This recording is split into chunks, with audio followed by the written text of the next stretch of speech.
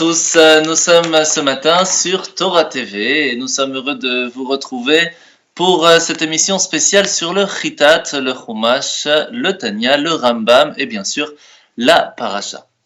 Alors ce matin, nous allons faire ensemble le Tanya. Nous sommes aujourd'hui le 27 du mois de Hadar et nous continuons dans le chapitre 37 du Tanya.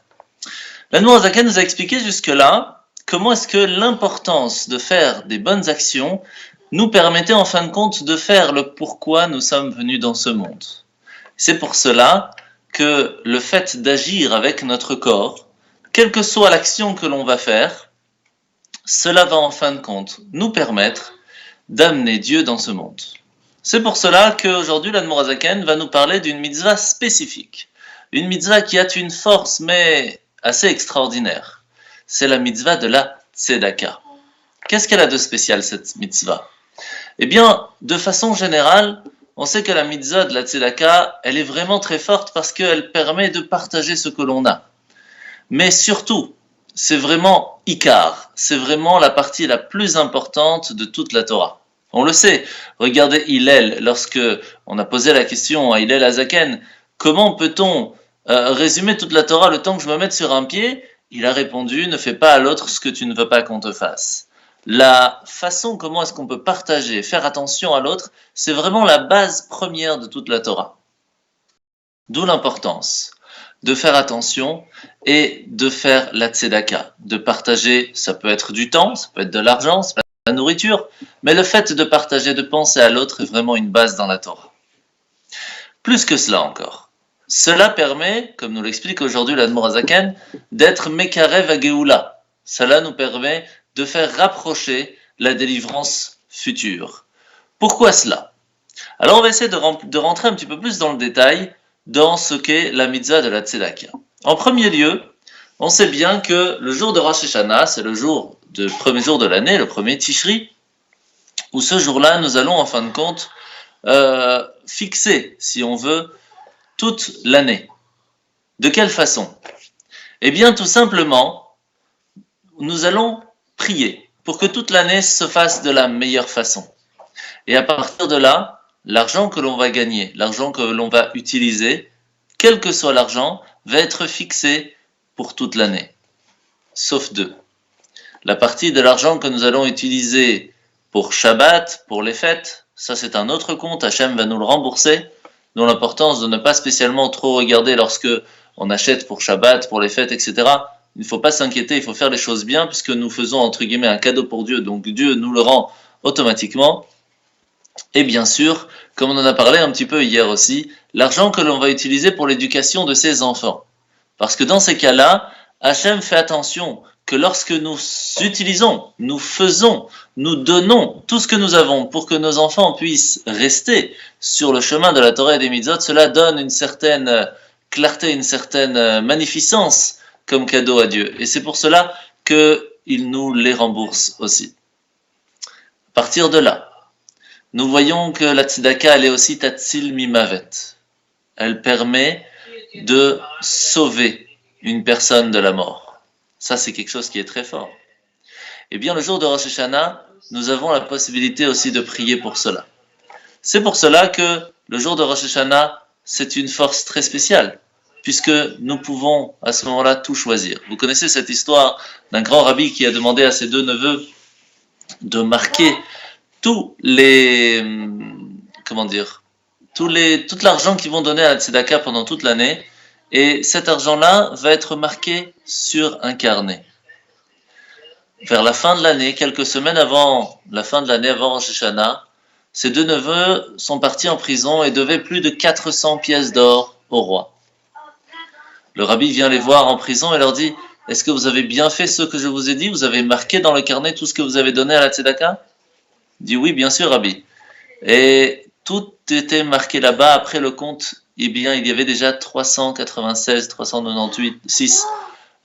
pièces d'or qui avaient été données à la tzedaka. D'où l'importance que le rabbi leur a dit « Je vais donner ce qu'il manque aux gardiens. » Et ils ont pu sortir. Pourtant, il fallait payer 400. Non, ces 400 devaient être donnés de toute façon. cet argent, déjà depuis Rosh Hashanah était prévu qu'il ne soit pas à eux. Cela devait de toute façon être donné.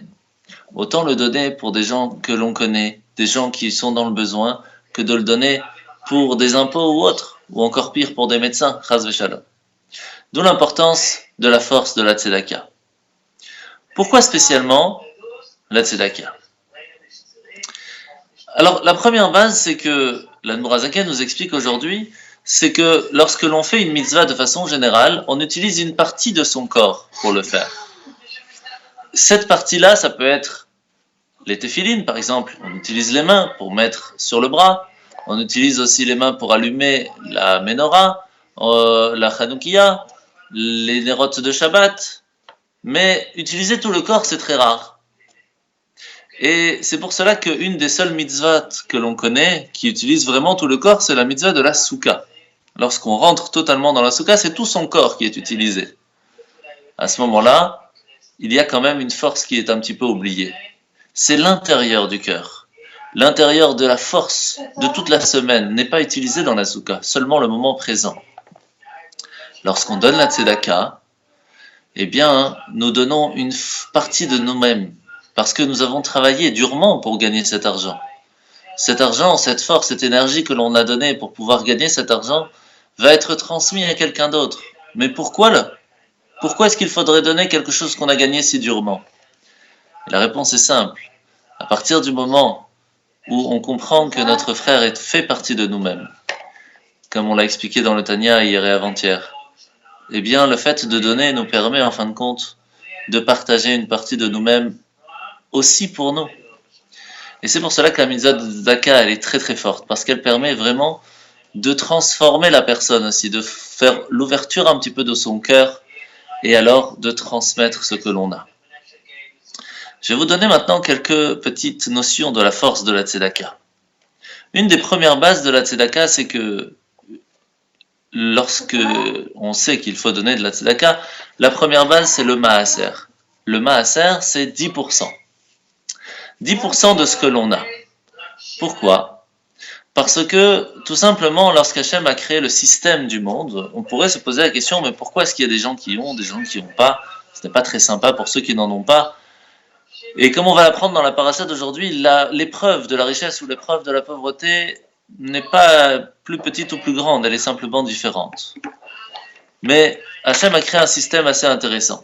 C'est comme si, imaginez que vous voulez, ne serait-ce qu'envoyer de la nourriture à quelqu'un.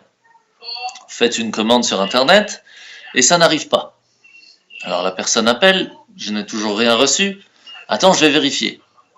Le magasin n'avait pas enregistré votre commande. La commande est passée. Après une semaine, toujours rien. Qu'est-ce qui s'est passé? C'est la personne qui a livré qui n'a pas livré. Encore une fois, la livraison s'est faite à la mauvaise adresse. Encore une fois, ça arrive. Et en fin de compte, il va pouvoir en profiter. La première personne qui voulait envoyer, elle avait bon cœur, elle voulait le faire. La personne qui voulait recevoir, elle devait recevoir. C'est le système entre les deux qui a planté. Dans le monde aussi, Hachem a créé des gens avec la possibilité de donner. D'autres avec la possibilité de recevoir. Le système qui est au milieu, cette façon de voir les choses de façon trop égoïste, de ne pas vouloir partager, ou de ne pas faire de la bonne façon, va malheureusement faire que le système ne fonctionne pas.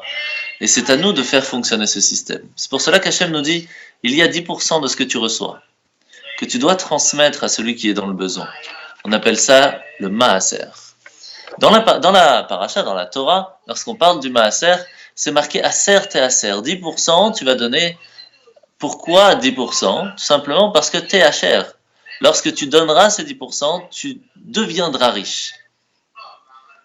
Vous connaissez cette histoire d'un enfant qui reçoit en héritage de son père une forêt de plus de 1000 arbres, et son père avait l'habitude de donner 100 arbres aux pauvres, pour ceux qui n'avaient pas de quoi se chauffer pendant l'année. Et lui, il va dire, je ne vais pas donner 100, je vais donner 90, 90 cette année, puis 80, puis 70, puis 60, etc.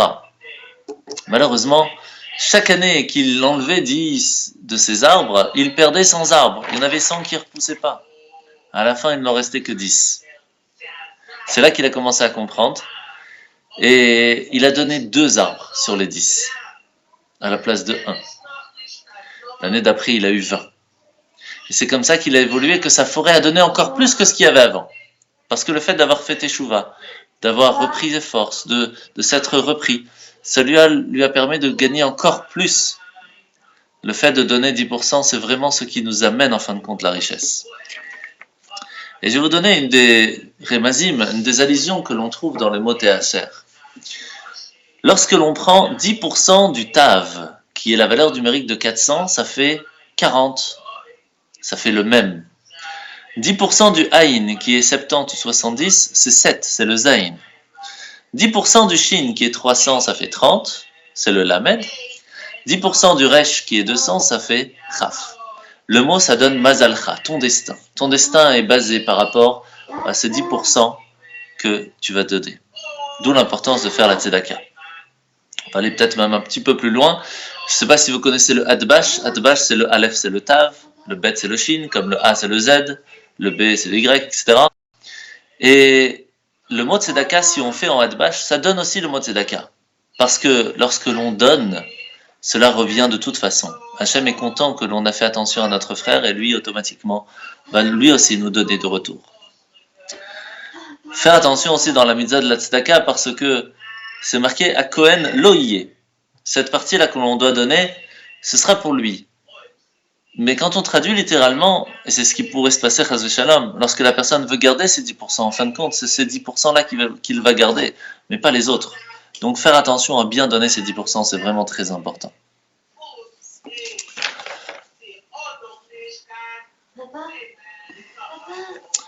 Alors il faut savoir que dans l'argent que l'on gagne de façon générale, il y a cette histoire d'un taxi qui malheureusement travaillait Shabbat pendant une partie de sa vie.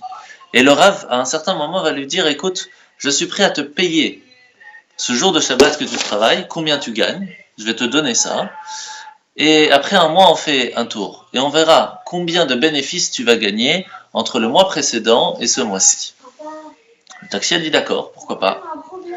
Et en fin de compte, ce qu'il va se passer, est tout simple, c'est que, eh bien, il y aura moins de docteurs, il y aura moins de PV, il y aura moins de réparation de voitures, etc. Et les bénéfices qu'il va gagner seront exactement les mêmes, si ce n'est plus que les semaines où il va travailler Shabbat. Et le taxi a compris de par soi-même. L'argent qu'il va recevoir pendant Shabbat n'a pas, en fin de compte, force. Et c'est pour cela qu'il faut regarder plutôt les bénéfices. Les bénéfices totaux à la fin de ce qu'on a gagné, et on a aussi déboursé, que ce soit pour les impôts et autres, vont, lorsqu'on a donné la tzedaka, seront bien plus grands que si on n'en donne pas. La même chose pour Shabbat et les fêtes. Et on va finir sur cette partie-là avec l'histoire de Abarnabel, un très grand rave, qui un jour le roi lui a demandé, alors que c'était son ministre, voilà que les autres ministres qui étaient jaloux lui ont dit qu'il volait de l'argent, alors qu'il était trésorier du roi. Il lui a demandé de faire exactement, de marquer combien est-ce qu'il avait gagné, combien lui appartenait, combien d'argent il avait. Et puis en fin de compte, il s'est rendu compte que le chiffre que le Rav Barnabel lui a donné était vraiment tout petit.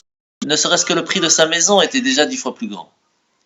Et là, il dit au Rav, je comprends pas, qu'est-ce que c'est que cette histoire? Je te confisque tout et tu vas en prison.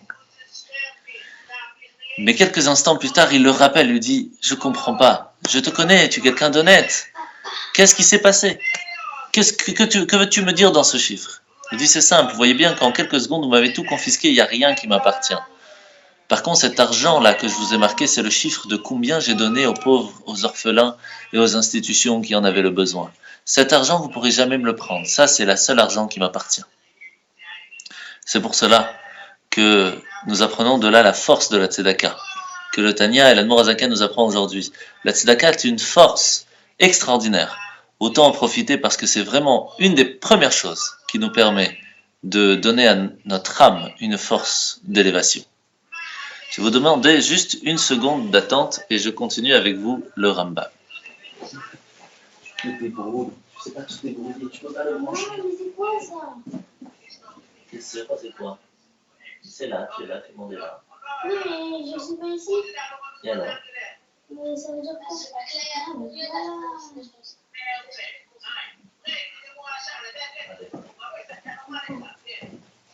voilà. Il y a vraiment une image. Ok, nous reprenons maintenant le Rambam. Nous sommes aujourd'hui dans le Sefer HaMitzvot, dans la mitzvah numéro 108. C'est cette mitzvah qui nous ramène que lorsqu'une personne ne sera pas pure, eh bien, elle va falloir se purifier. Et pour cela, alors bien sûr, il y a le mikvé aujourd'hui, mais lorsqu'il y avait le temple, nous avions la possibilité d'utiliser les cendres de la vache rousse. Et ça, c'était quelque chose qui était vraiment important, vraiment très fort, et d'où l'importance de faire attention à ce détail. Aujourd'hui, nous n'avons plus la vache rousse. Donc nous n'avons pas encore cette possibilité, mais ne vous inquiétez pas, Mashiach arrive très vite et nous aurons bientôt la possibilité de se purifier.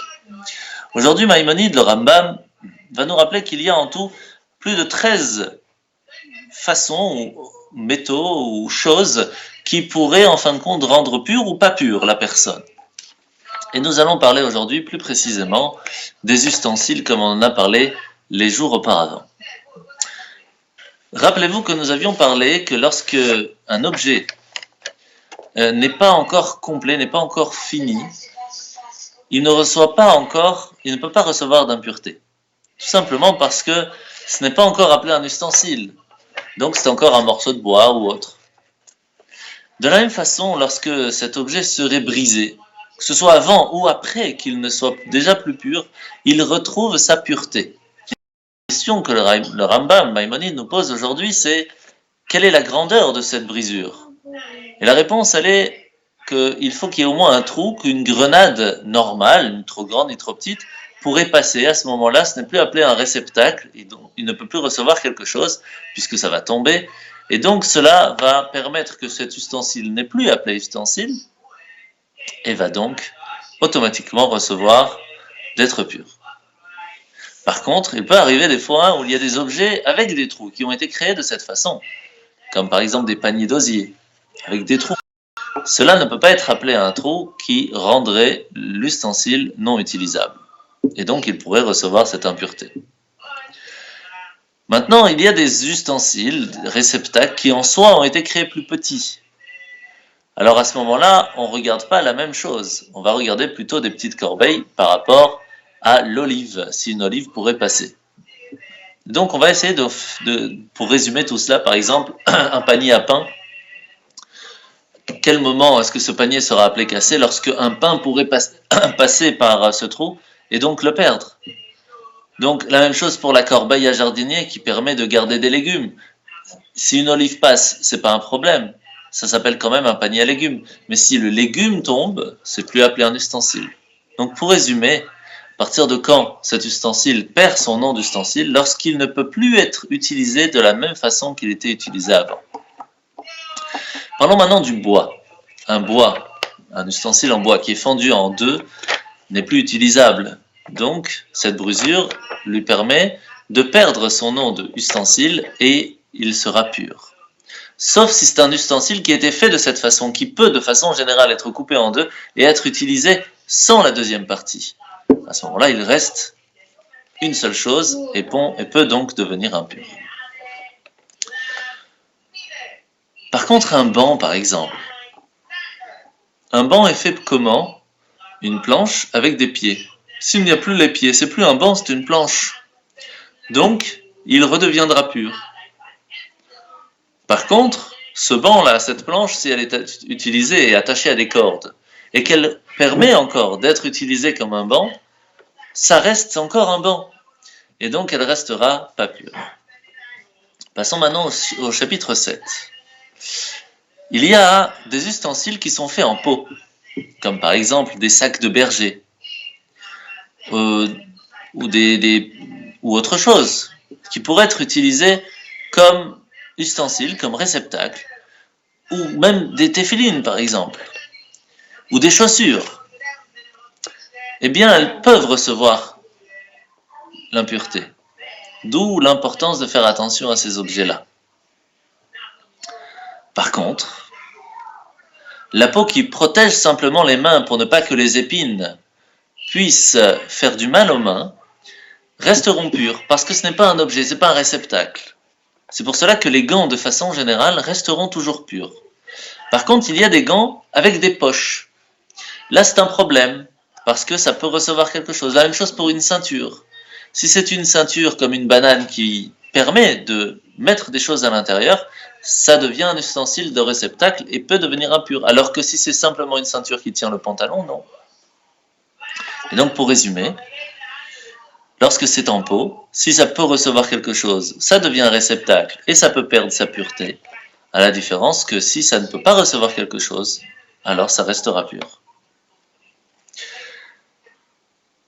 Nous allons passer maintenant au 8e chapitre. Le 8e chapitre nous parle du métal. Et là, à la place d'essayer de rentrer vraiment dans les détails, nous allons donner la grande base. Cela nous permettra d'avoir une certaine connaissance de base. Tout ce qui est en métal, mais qui n'est pas encore fini, va rester pur. Par contre, un morceau de bois qui n'est pas encore fini, mais qui est déjà un ustensile, n'est plus pur. Par contre, un métal qui n'est pas un récipient, mais qui est fini, comme par exemple un couteau, ou autre, une fourchette, est déjà appelé un ustensile et peut devenir impur. Le bois, par contre, qui n'est pas un récipient, même si on peut l'utiliser, ne peut pas devenir impur. Par contre, il faut que ce soit précisément un ustensile. Lorsque c'est des ornements, ce n'est pas un problème. Les clochettes, pour les animaux non plus, pourront devenir impures. Donc, l'importance de faire attention à tout cela. Nous avons fini aujourd'hui la partie du Rambam. Passons maintenant à la paracha de la semaine. La paracha de la semaine, nous sommes à la deuxième partie de la paracha de Vaïkra, et nous allons voir en quelques mots comment est-ce qu'on amenait un sacrifice à Dieu au temple. La première chose, c'est la Ahava. Ça veut dire vérifier que l'animal soit vraiment parfait. Et ça, c'est quelque chose de vraiment, vraiment très important. Parce que lorsqu'on a amené un animal, on ne peut pas amener quelque chose à moitié. Un cadeau, on doit le donner vraiment qu'il soit parfait pour Dieu. La deuxième chose qui était très importante à faire, c'est ce qu'on appelle la smicha. Smicha, ça veut dire mettre les mains sur la tête de l'animal et de énumérer, de dire toutes les bêtises que l'on aurait fait, et le fait que l'animal va perdre sa vie va permettre à nous, en tant que personne, de se faire pardonner des fautes, puisque la personne va comprendre que ces fautes-là auraient pu lui faire perdre la vie, comme cet animal qui vient de perdre la vie. Il y a bien sûr ce qu'on appelle le vidouille. Le vidouille, c'est tout simple, c'est le fait de demander pardon. Et bien là aussi, nous avions la demande, lorsqu'on amenait un sacrifice, de demander pardon à Dieu. Et bien sûr la shrita, d'enlever la vie à l'animal. Comme je vous ai dit, on va en parler demain Bezrat Hashem. Enlever la vie à l'animal, ce n'est pas quelque chose de si évident. Qui nous permet de le faire? Et surtout, il faut le faire sans souffrance. D'où l'importance de faire attention et d'apprendre les lois de comment le faire. Et pour finir, ce qu'on appelle Kabbalat Adam, c'est recevoir le sang et de le transférer, le mettre sur l'autel. D'où l'importance de savoir le faire aussi. Il y a pas mal de lois autour de ça. Alors, première base que nous allons voir aujourd'hui dans la paracha, c'est que on pouvait amener du bétail, du gros, du petit bétail, on pouvait amener aussi des volatiles, comme on a parlé hier, des tourtereaux ou des colombes, mais on n'amenait pas de poissons au temple. Et la réponse est simple, parce qu'en fait, le but du sacrifice était de s'approcher soi-même, d'essayer d'amener un petit peu son âme animale, de le donner en cadeau à Dieu. Que ce plaisir que l'on a de façon générale dans les choses matérielles soit transmis et transféré pour Dieu. Alors il y a des gens qui sont vraiment dans la partie animale, c'est-à-dire qu'ils sont de façon très majoritairement plongés dans les plaisirs du matériel de ce monde. Par contre, d'autres qui sont plus volatiles, ils arrivent à s'envoler un petit peu plutôt du côté spirituel. Mais l'oiseau, à un certain moment qu'il vole, il va devoir automatiquement redescendre sur terre. Et ce plaisir ou ces bêtises peuvent revenir. Par contre, une personne qui est comme un poisson, qui est immergé totalement dans la Torah, il n'a pas le besoin d'amener ce sacrifice, en tout cas pas de pardon. C'est pour cela qu'on n'amenait pas de sacrifice de poisson. il faut aussi comprendre que c'est un grand message que nous avons aussi. Il est vrai que nous avons chacun d'entre nous cette partie animale, de gros ou menu bétail, qui va nous amener à être attachés, à profiter de ce monde matériel. Et cette partie-là, on doit l'amener à Dieu. On doit faire un effort. On doit vraiment la travailler. La partie volatile qu'on arrive de temps en temps à s'épanouir, entre guillemets, dans la spiritualité, et après revenir un peu plus bas, c'est pas grave. On doit aussi s'approcher de Dieu. Il y a des efforts à faire. Par contre, sachez, messieurs, dames, que quoi qu'il se passe, nous avons cette partie poisson à l'intérieur de nous. Nous avons cette âme qui est pure, qui est une neshama yehudite, cette neshama, cette âme qui est en nous, et qui, elle, est totalement immergée dans Dieu, puisque c'est une partie divine. Eh bien, à partir de là, nous pouvons commencer quelque chose. Quoi qu'il se passe, nous pourrons y arriver. C'est pour cela que dans les sacrifices que l'on amenait, qu'on parle aujourd'hui, on parle du Olat Ha'of, un sacrifice que l'on amenait à Dieu lorsqu'une personne avait une pensée étrangère, par exemple, et on amenait chacun à son niveau. Une personne qui avait beaucoup d'argent, alors il amenait un gros bétail, celui qui n'avait pas assez, il donnait tout simplement un petit bétail, ou encore plus, un petit volatile. Mais ce qui est intéressant, c'est que de façon générale, il est difficile de gérer ses pensées. Comment est-ce que et pourquoi est-ce que lorsqu'une personne a une pensée étrangère, va être punie, entre guillemets, de devoir amener un sacrifice à Dieu de pardon? La réponse, elle est que ces pensées qui sont étrangères ne viennent pas tout seules. Un petit peu comme les rêves, par exemple. Lorsqu'une personne a eu un mauvais rêve, ou un rêve qui n'est pas spécialement joli, c'est pas venu tout seul, c'est parce que dans la journée, il y a pensé. De la même façon, les pensées étrangères viennent pourquoi? Parce que dans la tête, il y a autre chose qui est étranger. Vous savez, lorsqu'on dit qu'une personne, lorsqu'elle est dans sa prière, il faut faire attention à ne pas avoir des pensées étrangères, et il se pose la question, mais pourquoi est-ce que je pense aux informations, pourquoi est-ce que je pense à des bandes dessinées ou à ce que vous voulez? Et en fait, c'est pas des pensées étrangères, puisqu'il ne fait que ça dans la journée. Donc, c'est pas des pensées étrangères. Une pensée étrangère, c'est lorsqu'elle est étrangère à la propre personne. Mais si la personne ne fait que ça toute la journée, elle ne fait que des choses étrangères à la Torah, c'est normal qu'après ces pensées viennent. D'où l'importance de demander pardon sur ces pensées étrangères, qui sont étrangères à Dieu. Parce que la façon comment on agit dans la journée vont agir, interagir avec notre pensée. Il y a bien sûr ce Korban, sacrifice de mincha, qui est très important, qu'on a amené de plusieurs façons. On pouvait amener de la fleur de farine, de l'huile, ou autre chose. Et tout cela était donné pour plusieurs différentes choses, comme par exemple pour réparer son âme, lorsqu'une personne avait fait une certaine chose, ou pour un comportement qui n'était pas bien, à cause de son trait de caractère, comme par exemple de la colère ou de l'orgueil. Bien dans ces cas-là, cette épreuve qui lui a été donnée et qui en fin de compte il est tombé dedans, va devoir être pardonnée. Et pour cela, on a amené un korban mincha. C'est pour ça que, de façon générale, lorsque l'on amène un sacrifice à Dieu, il est important de rappeler qu'on est en train d'amener un animal. Et cet animal, comme on en a parlé, c'est cette âme animale que nous avons en nous. Pour pouvoir véritablement amener notre âme animale à Dieu, lui offrir cette âme animale, il faut, comme on a dit aujourd'hui, avoir plusieurs conditions. La première chose, c'est de vérifier qu'elle est parfaite. Sauf que qui a une âme parfaite? C'est pas évident. Donc déjà, au moins la travailler. Ça veut dire d'essayer de faire que les plaisirs matériels, que cette envie, cette chaleur, cette volonté que l'on a pour profiter du monde sans spécialement penser à Dieu ou à la Torah, essayez déjà de le parfaire et de le transposer dans des choses plus spirituelles. C'est la première base. À partir du moment où cette âme sera déjà plus pure, plus parfaite, nous pourrons alors l'amener vers Dieu, l'approcher vers Dieu et carrément faire ce qu'on appelle la shrita. Ce qui veut dire lui enlever la vie. Enlever cette chaleur, enlever ce sang, enlever cette volonté totale que l'on a et on est trop plongé dans cette matérialité. Et à partir de là, alors, on pourra lui offrir à Dieu vraiment, faire brûler sur cet autel ce que l'on a pour Dieu. Donc ce n'est pas des choses qui se font du jour au lendemain, c'est des choses qui se font par étapes, doucement, doucement. Mais comme on a dit, il y a 3 sortes d'amour et 3 sortes de travaux. La première, c'est l'amour de Dieu. C'est la première base. Savoir que Dieu nous aime et que nous aussi on doit l'aimer et donc lui faire plaisir. Cela va permettre déjà à notre âme animale de faire quelques bonnes actions, de lui faire comprendre qu'elle ne vit pas toute seule. Puis, l'amour de la Torah. L'étude va nous permettre de savoir comment le faire, pourquoi le faire, avoir plus de compréhension, utiliser notre intellect, qui pourra doucement toucher le cœur.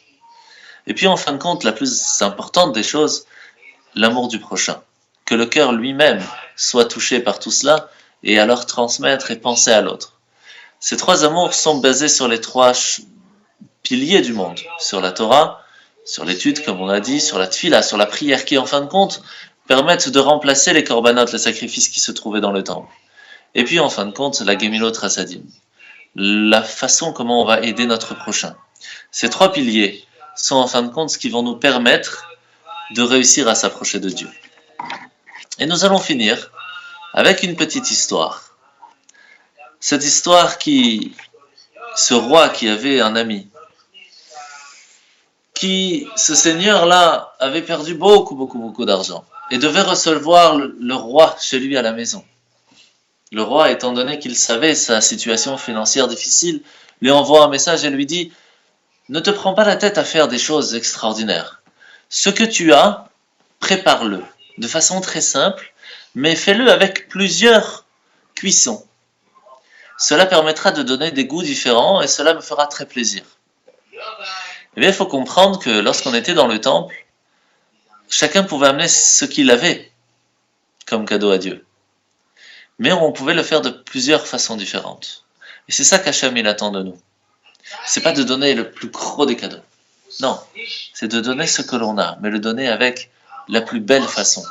Essayer de donner un peu de cœur, un peu de joie, un peu de sourire, un peu de mettre un petit peu d'épices à l'intérieur. Le faire pour Dieu. Et c'est ça la plus belle chose que l'on peut transmettre. Et ça, c'est un petit peu la même chose que l'on voit dans ce Korban Mincha qui était donné des fois avec un peu de farine, avec de l'huile, avec des encens. Et tout cela nous permettait, en fin de compte, de faire passer le message à Dieu. Que nous l'aimons, que nous voulons nous approcher de lui. Et c'est de cette façon que Bezrat Hashem, nous aussi, nous pourrons nous rapprocher de lui très rapidement avec Mashiach Tzidkenu. Je vous souhaite de passer une très bonne journée. J'espère que vous avez profité sur Torah TV. Et on se retrouve tout à l'heure à 15h pour un cours spécial pour les enfants. À tout à l'heure et à demain.